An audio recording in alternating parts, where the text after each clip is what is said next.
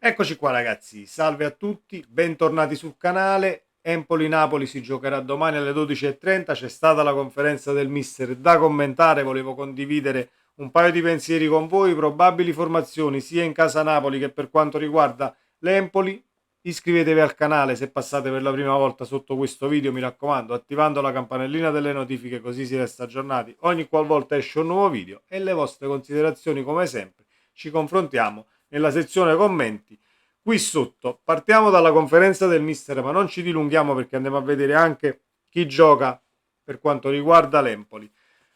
Al di là, diciamo, della domanda che esce sempre poi nella conferenza stampa, quella dello sporcarsi le mani, dello spirito di sacrificio, che sappiamo benissimo il mister come lavora e come la pensa da questo punto di vista, volevo soffermarmi sul fatto di tenere tutti quanti, diciamo, sul filo del rasoio per quanto riguarda l'essere titolari o meno, perché Conte fa dei parallelismi sia per quanto riguarda Quara, Neres, sia per quanto riguarda l'impiego del portiere, la situazione Gilmour. Giocherà Neres domani titolare? Diciamo che le ultime di formazione anche su Sky danno comunque un Kvaratskhelia a titolare al 60% contro il 40% del brasiliano. Detto questo, le parole del mister fanno trapelare l'opposto, ovvero che Neres può partire titolare perché Conte dice sì, Neres mi mette in difficoltà, adesso che ovviamente c'è stato il tempo per provarlo con i nazionali via e hai avuto tutto il tempo per schierare un tridente con Neres a sinistra, Politano a destra e Lukaku diciamo al centro dell'attacco, hai potuto constatare che il calciatore merita e come. Per quanto riguarda le diciamo come si pone l'Empoli e come ti viene a prendere l'Empoli, potrebbe essere anche la partita di Neres, perché linee compatte, quelle ovviamente dell'Empoli, però soffrono queste palle a scavalcare la linea della difesa dietro al terzino dove Neres si potrebbe inserire e far suo quel pallone per poi puntare direttamente alla porta, così come potrebbe fare Politano dall'altra parte, però per caratteristiche in contropiede, ecco, e per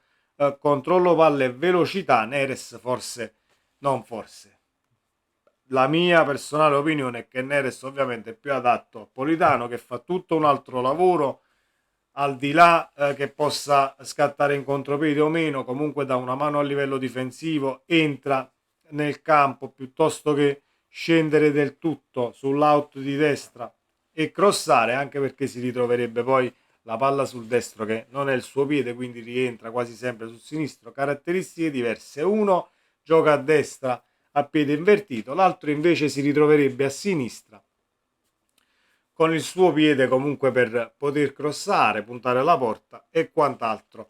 Detto questo, sono contentissimo delle dichiarazioni del mister quando ha fatto capire che nel suo triennio comunque si punta ad avere un Napoli con la doppia titolarità ruolo per ruolo, e quindi ritorniamo su ciò che abbiamo detto sul canale tempo fa, a inizio campionato, ma anche prima: il Napoli di Conte a sua immagine e somiglianza arriverà comunque da giugno 2025. Sarà complicato trovare comunque le coppie, ecco, che poi si possano equivalersi, ecco, ruolo per ruolo.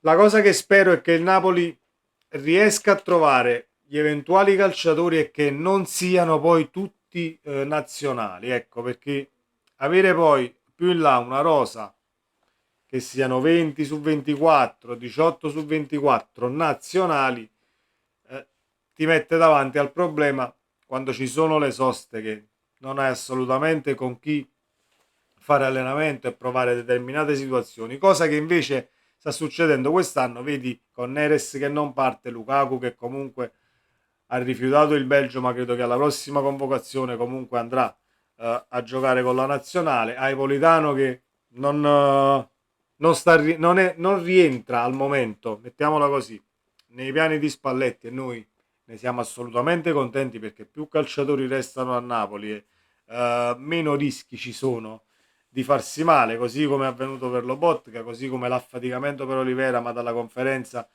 Conte ci tranquillizza, non c'è niente, è solo ovviamente affaticato. Conte dice prende 3 aerei, sappiamo quando parte, ma non sappiamo quando arriva. che giustamente voli intercontinentali e la stanchezza, fusi orari e quant'altro si fanno assolutamente sentire. Conte riesce a tenere tutti sul pezzo, Conte riesce a dare fiducia a tutti, portiere compreso, tanto è vero che alla domanda su Meret Conte risponde perché rischiarlo, Caprile sta facendo bene e da Napoli abbiamo il portiere, quindi anche se Meret si è ripreso dall'infortunio facciamo le cose per bene, abbiamo tutto il tempo disponibile, facciamolo riprendere al 100% per poi poterlo schierare. Scusate, così come la situazione Gilmour.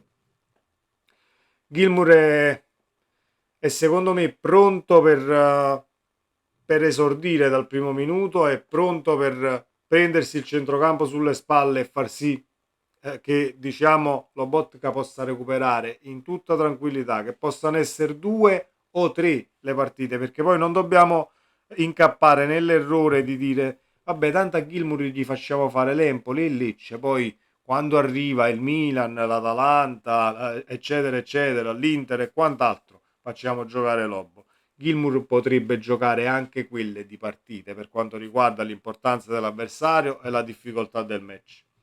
Ovviamente auguriamo a Lobotka una prontissima guarigione, si dice 10-15 giorni, ma vedremo poi il recupero, tant'è vero che poi la domanda che è stata fatta su Meret, la situazione potrebbe riguardare anche Lobo, lo fai riposare 2 partite, va a finire, rientra alla terza, sei pronto, ma non lo vuoi rischiare, può darsi che Gilmour se ne giochi anche 3, ma staremo a vedere. Noi siamo, io almeno, non so voi, ma io sono contentissimo della chiarezza delle conferenze stampa, al di là delle domande che vengano fatte, perché ne avevamo bisogno. E poi, sempre mia personale opinione, a Napoli quando ci sono patti chiari l'amicizia è sempre stata molto ma molto lunga, al di là che sia calcio, lavoro, famiglia, parenti, eccetera, eccetera, eccetera. Siamo sempre stati un popolo che ha sempre amato la chiarezza e la verità. Quindi fin quando ci sono dichiarazioni che poi trovano riscontro sul campo, prestazioni, classifica e quant'altro, alziamo le mani e restiamo contentissimi e fiduciosi per la partita di domani. Mi auguro di vedere Neres, almeno dal mio punto di vista, dal primo minuto, perché sarebbe la partita giusta per cominciare a farlo esordire da titolare, ma non perché voglio mettere Kvaratskhelia, diciamo, sul chi va là, sull'attenti. Quara ha giocato in nazionale, punto primo. E in un periodo così così, per quanto riguarda la fiducia, forse anche in se stesso, stanchezza, ci sono tanti fattori da poter analizzare. Abbiamo l'esterno equivalente, perché non voglio dire più forte o meno forte, ma a livello di caratteristiche tecniche, anche se sono forse un tantino diversi, perché Neres sullo scatto e sulla velocità sembra avere qualcosina in più, poi sarà il campo a dare le sentenze e ovviamente a farci capire qualcosina in più quando partirà dal primo minuto, e lo vedremo molto più a lungo in campo, ed è diciamo è un punto in più a nostro favore avere calciatori del genere per poter poi rimpiazzare un Kvaratskhelia di turno che l'anno scorso già dovevi vedere, entra Ngong, entra Elmas prima che andava via, avevi tutti i calciatori da dover adattare, Raspadori che può fare l'esterno e non può fare l'esterno. Quest'anno invece, già non avendo tutto il gioco delle coppie, comunque come ha detto il mister, la doppia titolarità in ogni ruolo, però hai sicuramente il calciatore per poterlo sostituire e lasciare l'asticella comunque molto alta con il tridente Neres, Politano, Lukaku. Vedremo, appunto, la formazione del Napoli dovrebbe essere questa: Caprile tra i pali, Di Lorenzo, Rachmani, Buongiorno, Spinazzola, Gilmour, Anghissà, Politano, McTominay e Neres dietro a Lukaku. Sono molto ma molto fiducioso per la partita di domani, anche se è un avversario abbastanza ostico. L'Empoli fa 2 vittorie, 4 pareggi e una sconfitta nelle ultime 7 partite.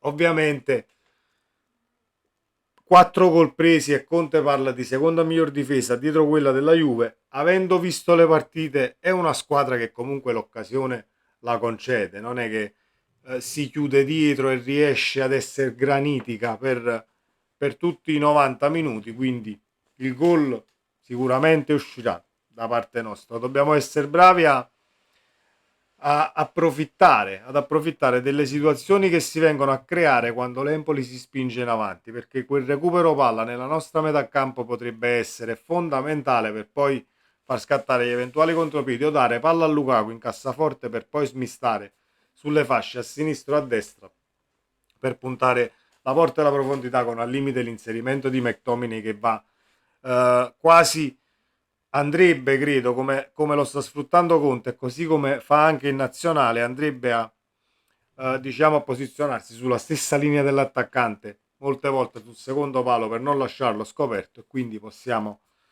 diciamo affondare anche così. Dicevo, due vittorie, 4 pareggi, una sconfitta. La cosa interessante però è che le 2 vittorie dell'Empoli arrivano contro la Roma a Roma e contro il Cagliari a Cagliari, tutte e due fuori casa. In casa a quanto pare non riesce a portare il risultato, ecco, a fare i 3 punti, o meglio a quello che vediamo dai numeri risulta più difficile. Speriamo che si continua su questo leitmotiv e questa diciamo situazione in casa, perché domani giochiamo in casa loro. L'anno scorso le abbiamo perse tutte e due, se non vado errato, correggetemi se sbaglio, 1-0 e 1-0. Una fu la partita dove poi venne esonerato Garcia, l'altra la perdemmo comunque 1-0. Se non vado errato, non sono andato a ricercare, sto andando un attimo a memoria. La formazione infatti dell'Empoli. Ultimo giorno di lavoro sul campo per sciogliere i restanti dubbi di formazione per Roberto D'Aversa. I dubbi partono dal modulo 3-4-2-1 o 3-5-2. In caso di 3-4-2-1 come punta centrale tornerà dal primo minuto Colombo, con alle sue spalle Fazzini e Esposito, uno dei più in forma del gruppo toscano. Alle loro spalle toccherà a Grassi il compito di tenere la squadra corta tra i reparti e Ghiasi e Pezzella esterni, e uno tra Agnorin e Henderson. Se invece D'Aversa opterà per una linea di metà campo a 5, i due britannici partiranno titolari con Esposito ad affiancare Colombo. Out Viti una settimana tribolata per il post under 21 e con Gogli, Kizze e Ismaili il terzo sarà De Sciglio. A noi cambia poco, ma anche all'Empoli. Diciamo che questa considerazione che poi fa il Corriere dello Sport è prettamente numerica, perché come vi ho detto prima, a livello di tempi di gioco l'Empoli riesce a restare molto corto tra i reparti, e quindi trovare degli spazi soprattutto a centrocampo diventa abbastanza complicato. Un challenge importante per i nostri centrocampisti, un challenge importante per i nostri difensori, perché se riusciamo a stare corti anche noi e a recuperare il pallone 10 metri fuori la nostra area, con le giuste mosse, 2 passaggi, possiamo comunque scavalcare le linee e andare e puntare verso la porta, avendo comunque calciatori molto ma molto rapidi in contropiede. Con questo non voglio dire che devi metterti là dietro, aspettare l'Empoli che poi lascia spazi in contropiede, però sappiate che nel caso faremo noi la partita e abbiamo noi il pallino del gioco dall'inizio e ci riversiamo nella loro metà campo, loro riescono a essere molto compatti, e dobbiamo comunque fare le cose per bene, cercando di raggiungere, ecco, la superiorità numerica con 1-2 al limite dell'area di rigore, scaricare per gli esterni, sperando in una palla al centro con un tapin di Lukaku, un bel gol di Lukaku, un bel gol di Neres. Domani ci godremo la partita e speriamo di portare questi 3 punti a casa. Al di là di ciò che si possa dire, si è letto il Napoli, se non fa 3 punti domani e 3 punti con il Lecce, comunque è come se avesse buttato via tutto l'inizio del campionato e quant'altro. Le partite sono tantissime da qui a fine anno, e noi tifosi, il mister soprattutto e la squadra sono assolutamente consapevoli di ciò che stanno facendo, di ciò che devono ancora fare e come arrivare a determinati obiettivi. Il lavoro in corso, come dice il mister, testa bassa e lavorare, anche perché secondo me è un metodo che paga tantissimo per quanto riguarda il calcio, ovvero non è l'unico metodo che ti porta ad essere competitivo e a lottare per obiettivi di alta classifica, però è uno dei metodi efficaci per restare sempre lì sul pezzo e rompere le scatole, diciamo, a chi devi nelle zone alte della classifica, al di là di quello che sia il campionato, la Serie A, la Premier, Bundesliga, eccetera, eccetera. Il lavorare e tenere profili bassi per poi sapere perfettamente cosa fare, dando indicazioni molto, ma molto precise a tutti i calciatori.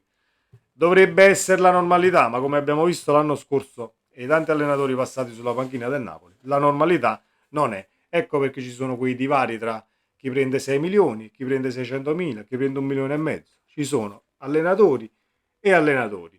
C'è chi fa l'allenatore, c'è chi è un allenatore. La differenza l'abbiamo già fatta tante volte sul canale, non sto qui a ripetermi. Domani consigli per gli acquisti e ovviamente informazioni per tutti. 11:30 in live sul canale di Mauro, Tutto Napoli TV 1926 TNTV 1926 11:30 12:30 prepartita insieme con Mauro. Poi Mauro si farà la sua telecronaca, continuate a seguirlo durante la telecronaca. Alle 14:30 andremo live invece qui sul canale per l'immediato post partita, considerazioni a caldo, le mie, quelle degli ospiti e le vostre. Vi aspetto domani, sempre Forza Napoli. Ciao.